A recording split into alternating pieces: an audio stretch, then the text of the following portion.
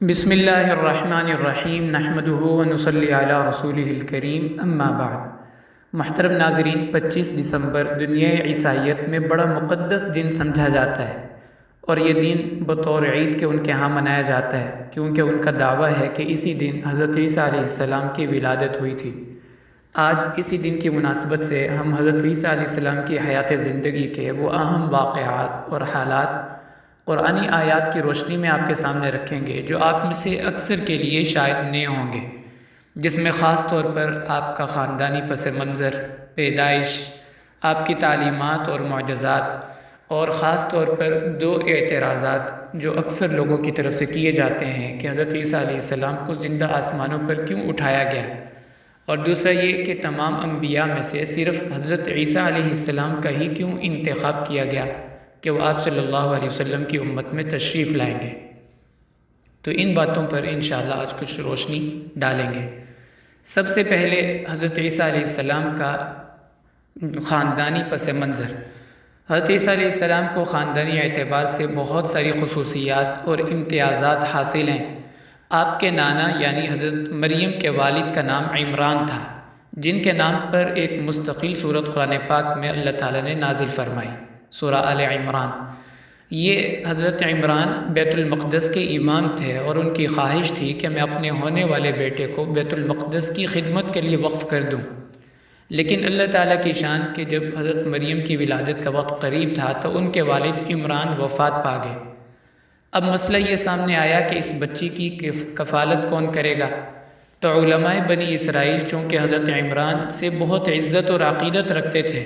اس لیے سب کی تمنا تھی کہ اس نیک بچی کی کفالت کی ذمہ داری ہمیں مل جائے۔ آپ کے خالو حضرت زکریا علیہ السلام جو اللہ تعالیٰ کے نبی تھے، وہ بھی حیات تھے، اور وہ بھی مریم کو گود لینا چاہتے تھے، کیونکہ ان کے نکاح میں حضرت مریم کی خالہ تھی تو ان کو ہی حق حضانت حاصل تھا۔ لیکن حضرت زکریا علیہ السلام نے تمام علماء کی اطمینان قلبی کے لیے یہ طریقہ اختیار فرمایا کہ ہم سب اپنی قلمیں جن سے ہم تورات کے نسخے لکھتے ہیں وہ دریا میں ڈالیں گے، جس کی قلم پانی کے بہاؤ کی مخالف سمت چل پڑی وہی اس بچی کو گود لے گا۔ سب نے اپنے اپنے نام لکھ کر قلموں کو پانی میں ڈالا تو حضرت زکریا کی قلم پانی کی مخالف سمت چلنے لگی، اور یوں انہوں نے حضرت مریم کو اپنی گود میں لے لیا۔ حضرت مریم کے والد حضرت عمران کی وفات کے بعد مسجد اقصیٰ کی تولیت اور ذمہ داری چونکہ حضرت زکریا کے پاس آ گئی، تو وہ ان کو گھر چھوڑ کر جب مسجد تشریف لے جاتے یا دعوت کے امور کے لیے دعوت اور تبلیغ کے امور کے لیے تشریف لے جاتے تو واپسی پر حضرت مریم کے پاس آتے اور دیکھتے بچی کے ضروریات کا خیال فرماتے، کھانے کے لیے گھر میں چیزیں لے کر آتے۔ ایک دفعہ جب حضرت زکریا علیہ السلام گھر تشریف لائے تو دیکھا کہ بی بی مریم ان کے پاس بے موسم پھل پڑے ہوئے ہیں، تو بہت حیران ہوئے کہ مریم یہ پھل کہاں سے آئے، کون لے کر آیا، ان پھلوں کا تو موسم بھی نہیں ہے۔ تو انہوں نے ایک ہی جواب دیا، قالت هو من عند اللہ، یہ اللہ کی طرف سے آئے ہیں، ان اللہ یرزق من یشاء بغیر حساب، اللہ جس کو چاہتے ہیں بغیر حساب کے رزق عطا فرماتے ہیں۔ تو حضرت مریم کا یہ جواب سن کر حضرت زکریا علیہ السلام کے دل پر عجیب رقت اور کیفیت طاری ہو گئی۔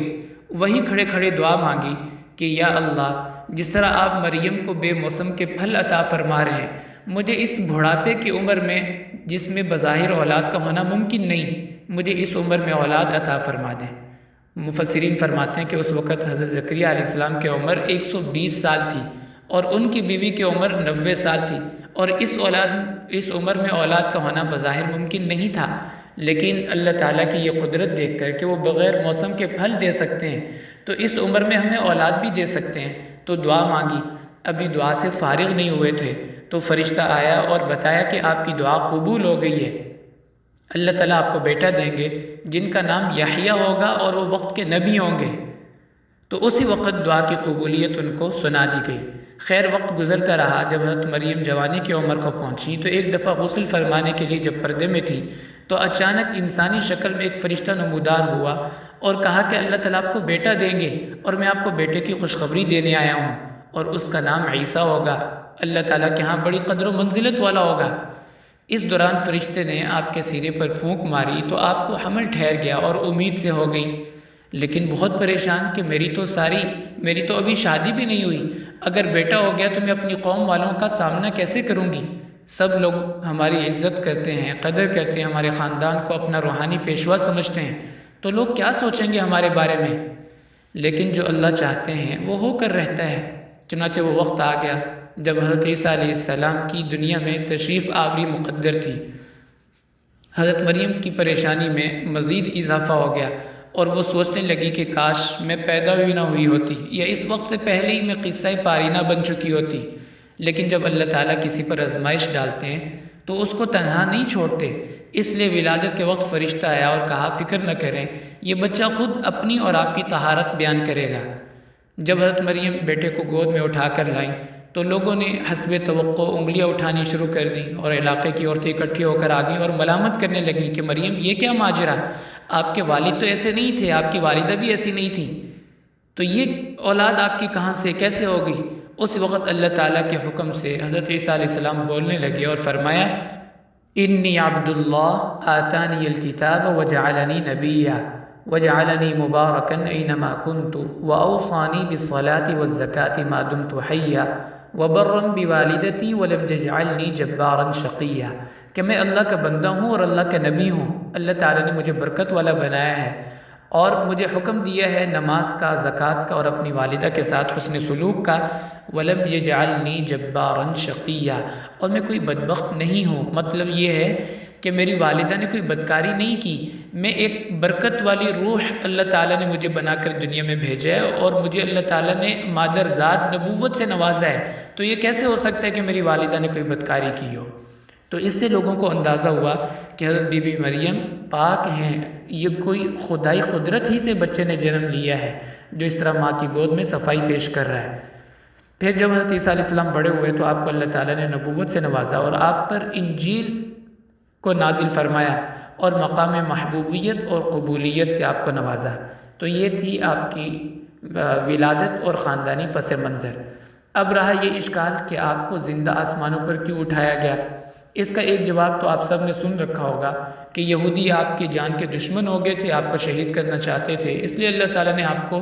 زندہ آسمانوں پر اٹھا لیا۔ لیکن اصل اشکال تو یہ ہے کہ یہودی آپ کے دشمن کیوں ہوں گے، وجہ کیا تھی؟ اس کا جواب یہ ہے کہ آپ کی تشریف آوری سے پہلے دنیا میں تورات کے احکام چلتے تھے جو حضرت موسیٰ علیہ السلام پر نازل ہوئی تھی۔ تمام انبیاء بنی اسرائیل تورات کے مطابق ہی لوگوں کو تعلیمات ارشاد فرماتے تھے، لیکن حضرت عیسیٰ علیہ السلام کی تشریف آوری سے تورات منسوخ ہو گئی اور آپ کو اللہ تعالیٰ نے نئی شریعت اور نئی کتاب عطا فرمائی۔ تو علماء یہود کو اپنی دینی اور مذہبی امامت خطرے میں نظر آنے لگی تو وہ آپ کی جان کے دشمن ہو گئے اور آپ کو شہید کرنے کے منصوبے بنانے لگے، تو اس وجہ سے پھر اللہ تعالیٰ نے آپ کو زندہ آسمانوں پر اٹھا لیا۔ دوسرا سوال یہ ہے کہ تمام انبیاء میں سے صرف حضرت عیسیٰ علیہ السلام کا ہی کیوں انتخاب کیا گیا کہ وہ آپ صلی اللہ علیہ وسلم کی امت میں تشریف لائیں گے، قرب قیامت میں وہ نازل ہوں گے؟ اس کا جواب محدثین نے یہ دیا ہے کہ حضرت عیسیٰ علیہ السلام بنو اسحاق کے آخری نبی ہیں اور آپ صلی اللہ علیہ وسلم سلسلہ بنو اسماعیل کے آخری نبی ہیں، تو اللہ تعالیٰ کا مبارک ارادہ تھا کہ سلسلہ بنو اسحاق اور بنو اسماعیل کی نبوت کو اکٹھا کر دیا جائے، تو حضرت عیسیٰ علیہ السلام تمام انبیاء بنی اسرائیل کی نیابت کرتے ہوئے تشریف لائیں گے اور دنیا میں آنے کے بعد آپ صلی اللہ علیہ وسلم کی شریعت کے مطابق عمل کریں گے اور آپ کو اپنے مقتدا تسلیم کریں گے۔ گویا کہ یہ ایک بات کا عملی اظہار ہوگا کہ آپ امام الانبیاء ہیں، کیونکہ حضرت عیسیٰ علیہ السلام بنو اسحاق، بنو اسرائیل جس کو ہم کہتے ہیں، اس کے آخری نبی ہیں، تو تمام انبیاء کی طرف سے نیابت کرتے ہوئے تشریف لائیں گے اور آپ کی شریعت کے مطابق عمل کریں گے۔ تو تمام اقوام عالم پر یہ بات واضح ہو جائے گی کہ جس طرح حضرت عیسیٰ علیہ السلام کے دنیا میں تشریف لانے سے جب ان کی ولادت ہوئی اور ان کو نبوت سے نوازا گیا تو تورات منسوخ ہو گئی، اسی طرح آپ کے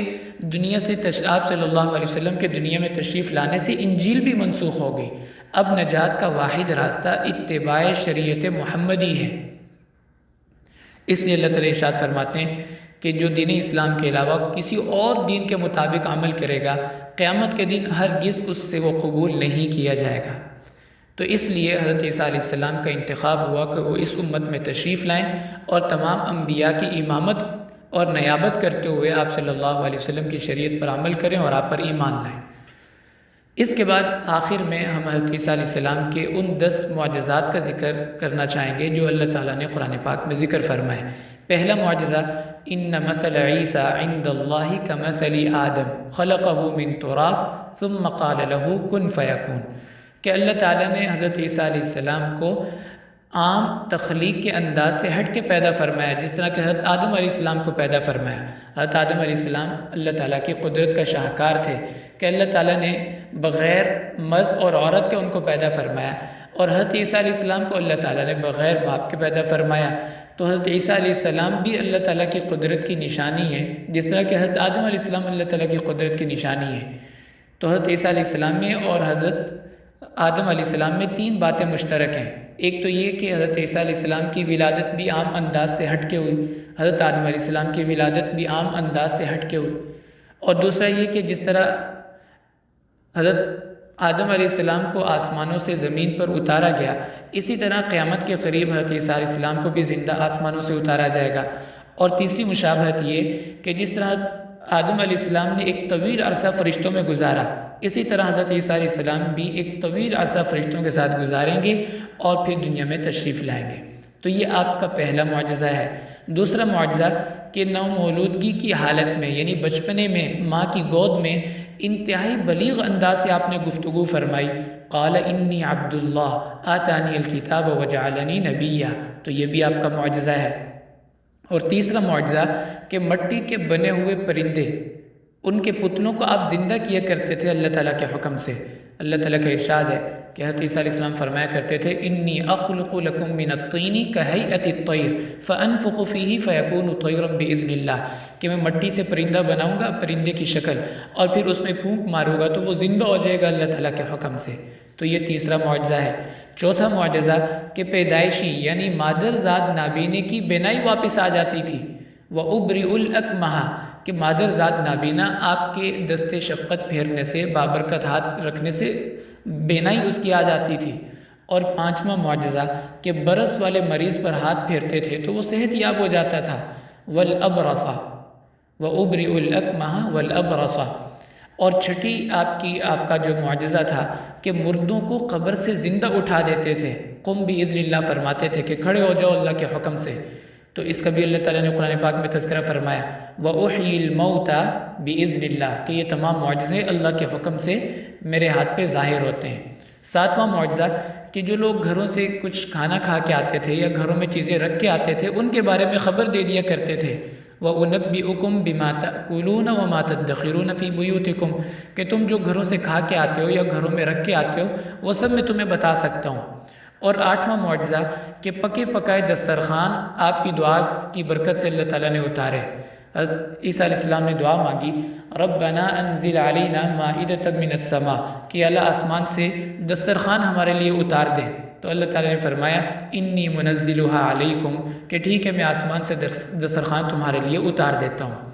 نواں معجزہ کہ آپ زندہ آسمانوں پر تشریف لے گئے، اس کا تذکرہ اللہ تعالیٰ نے قرآن پاک میں فرمایا، وَمَا قَتَلُوهُ يَقِينًا بَلْ رَفَعَهُ اللَّهُ إِلَيْهِ وَكَانَ اللَّهُ عَزِيزًا حَكِيمًا، کہ اللہ تعالیٰ نے آپ کو زندہ آسمانوں پہ اٹھا لیا۔ اور 10واں معجزہ کہ قرب قیامت میں دوبارہ آسمان سے آپ تشریف لائیں گے، اس کا تذکرہ بہت ساری احادیث میں ہمیں ملتا ہے۔ تو یہ وہ معجزات ہیں جن کو اللہ تعالیٰ نے قرآن پاک میں ذکر فرمایا۔ اب آخری بات عرض کر کے اپنا مضمون مکمل کرتا ہوں کہ آپ کی وفات اور تدفین کے متعلق احادیث میں کیا ملتا ہے۔ مشکاۃ شریف کی حدیث ہے، حضرت عبداللہ بن عمر رضی اللہ تعالیٰ عنہ راوی ہیں، عرض کرتے ہیں کہ آپ صلی اللہ علیہ وسلم نے ارشاد فرمایا کہ عیسیٰ بن مریم قیامت کے قریب آسمان سے تشریف لائیں گے، نکاح فرمائیں گے اور ان کی اس سے اولاد ہوگی، اور دنیا میں مدت قیام 45 سال ہوگا، پھر آپ کی وفات ہو جائے گی، مسلمان آپ کا نماز جنازہ ادا کریں گے، اور فرمایا کہ ان کو میرے ساتھ دفن کر دیا جائے گا، ان کی تدفین کر دی جائے گی، اور قیامت کے دن میں اور حضرت عیسیٰ علیہ السلام حضرت ابوبکر اور عمر رضی اللہ تعالیٰ عنہ کے ساتھ اپنے قبر سے، اپنے روزے سے باہر رہیں گے۔ تو یہ حضرت عیسیٰ علیہ السلام کی زندگی کا مختصر تعارف تھا۔ آپ کی تعلیمات، آپ کے معجزات اور آپ کی پیدائش، خاندانی پس منظر اور دنیا میں آنے کے بعد جو آپ کے ساتھ حالات پیش آئیں گے، اللہ تعالیٰ ہمیں ان کی سچی عقیدت اور آپ صلی اللہ علیہ وسلم کی کامل اتباع نصیب فرمائے۔ وآخر دعوانا ان الحمد للہ رب العالمین۔